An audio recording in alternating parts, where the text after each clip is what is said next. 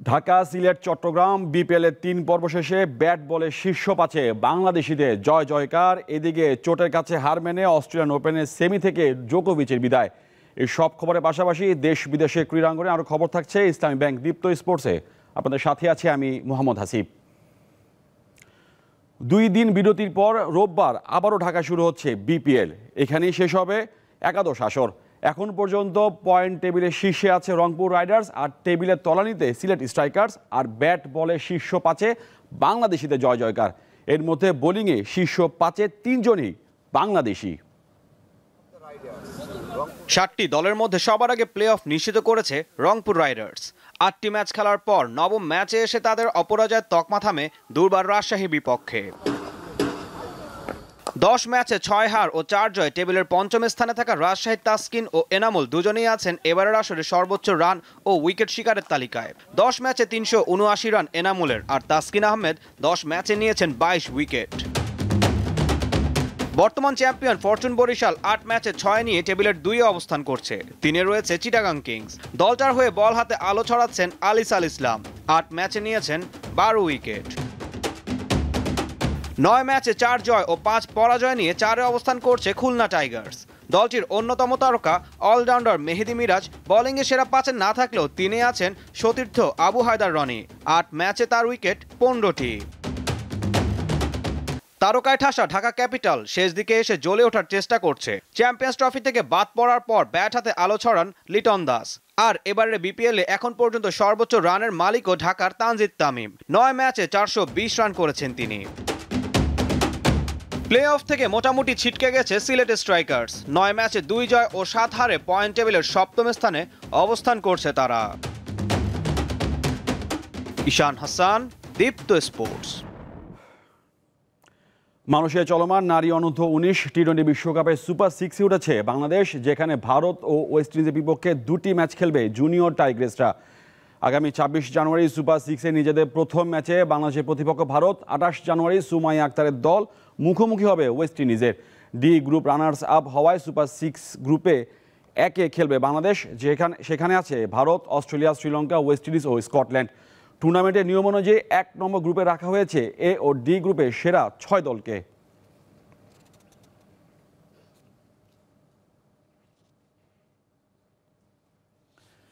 সিরিজের দ্বিতীয় ও শেষ টেস্টের শনিবার পাকিস্তানের মুখোমুখি হবে ওয়েস্ট ইন্ডিজ। মুলতানে খেলা শুরু হবে সকাল 11:30টায়।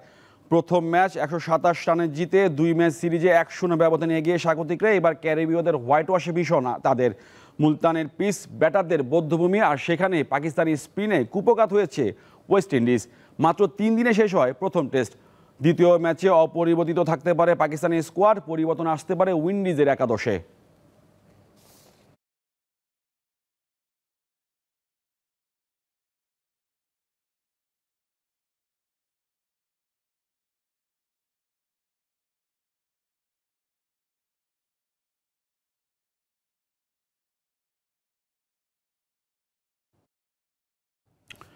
ফুটবলের খবর। ইউরোপা লিগে রেঞ্জার্সকে ২-১ গোলে হারিয়েছে ম্যানচেস্টার ইউনাইটেড। এতে পয়েন্ট টেবিলে ৪-এ উঠে এসেছে রেড ডেভিলরা। ওল্ড ট্র্যাফোর্ডে গোল শূন্যভাবে শেষ হয় প্রথমার্ধ। বিরতির পর এগিয়ে যায় ম্যান ইউ, যদিও রেঞ্জার্সের গোলরক্ষকের ভুলে ব্যবধান ১-০ হয় আমরি শিষ্যদের।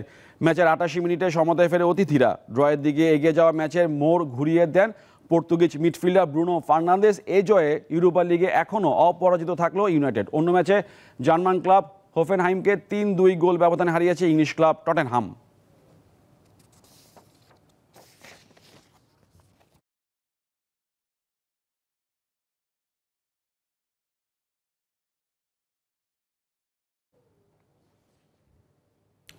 বিশ্বের প্রথম দেশ হিসাবে ভিএআর প্রযুক্তি বাতিলের সিদ্ধান্ত নিয়েছে নরওয়ে। দেশটির ২ বিভাগের ৩২টি ক্লাবের মধ্যে ১৯টি ক্লাবই এই প্রযুক্তির বিপক্ষে ভোট দেয়।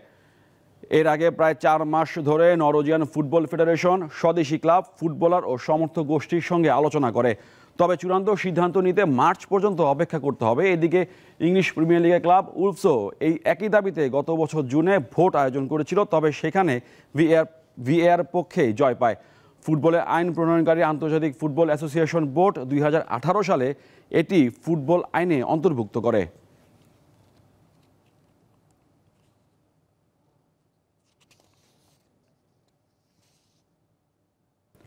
চোটের কাছে আবারও হার মানলেন সার্বিয়ান টেনিস গ্রেট নোভাক জোকোভিচ। অস্ট্রেলিয়ান ওপেনের সেমিফাইনাল ম্যাচটি পুরোপুরি শেষ না করে আসর থেকে বিদায় নিলেন সপ্তম বাছাই। শুক্রবার সকালে শেষ চারের লড়াইয়ে জার্মানির আলেকজান্ডার জেভেরেভের মুখোমুখি হন নোভাক।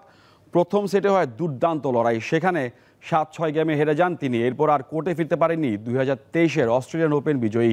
এতে ফাইনালের টিকিট হাতে পেয়ে যান জেভেরেভ। ফলে 25তম গ্র্যান্ড স্লাম জয়ের অপেক্ষা আরও দীর্ঘ হল জোকোর।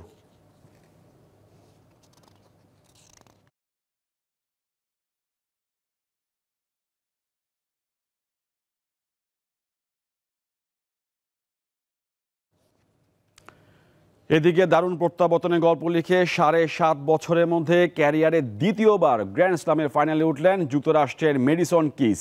অস্ট্রেলিয়ান ওপেনের নারী এককে দ্বিতীয় সেমিফাইনালে দ্বিতীয় বাছাই শিওতকের বিপক্ষে 5-7, 6-1, 7-6 গেমে জেতেন 19তম বাছাই কিস। জমজমাট প্রথম সেটে হারের পর মেডিসন কিস ঘুরে দাঁড়ালেন প্রবল প্রতাপে। পরের সেটে তিনি পাত্তাই দিলেন না প্রতিপক্ষকে। শেষ সেটে লড়াই হলো তুমুল, শেষ পর্যন্ত সেখানে জয় পায় মেডিসন কিসের। 5বারের গ্র্যান্ড স্ল্যাম জয়ী ইগো শিওতকে হারিয়ে অস্ট্রেলিয়ান ওপেনের ফাইনালে উঠেন তিনি, যেখানে অপেক্ষায় 2বারের গ্র্যান্ড স্ল্যাম জয়ী অ্যারিনা সাবালেঙ্কা। ফাইনাল হবে আগামী শনিবার।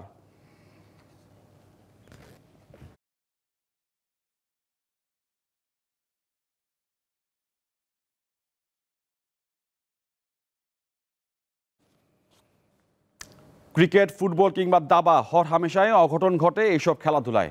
এবার সেরকম এক অঘটনের জন্ম দিয়ে বিশ্বকে নাড়িয়ে দিলেন বাংলাদেশের এক দাবাড়ু। মাত্র 9 বছর বয়সী এই শিশুর নাম রায়ান রশিদ মুগ্ধ। সম্প্রতি অনলাইনে একটি দাবার ম্যাচে তিনি হারিয়েছেন 5বারের বিশ্ব চ্যাম্পিয়ন নরওয়ের ম্যাগনাস কার্লসেনকে। এক মুগ্ধ পুরো দেশকে কাঁদিয়েছিলেন, এবার আরেক মুগ্ধ হাসালেন। রাজধানীর একটি বেসরকারি স্কুলে 3য় শ্রেণীর ছাত্র মুগ্ধর কল্যাণেই দাবায় আরেকবার মাথা উঁচু হলো বাঙালি জাতির। 5বারের বিশ্ব champion Norway grandmaster Magnus Carlsen rapid দাবায় 5বার জিতেছেন খেতাব। সেই ম্যাগনাসকে হারিয়েই চমক দেখিয়েছেন 9 বছর বয়সী দাবাড়ু রায়ান রশিদ মুগ্ধ।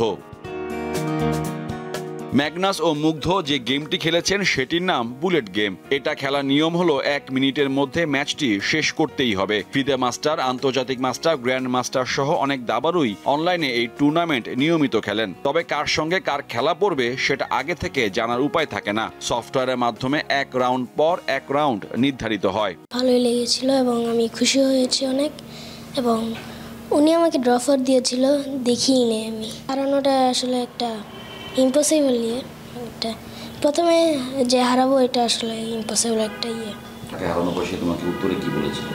সে উত্তরে কিছুই জানাই নাই, একদম চুপচাপ ছিল। একটা ইঞ্জিনিয়ার বা সামথিং কিছু একটা?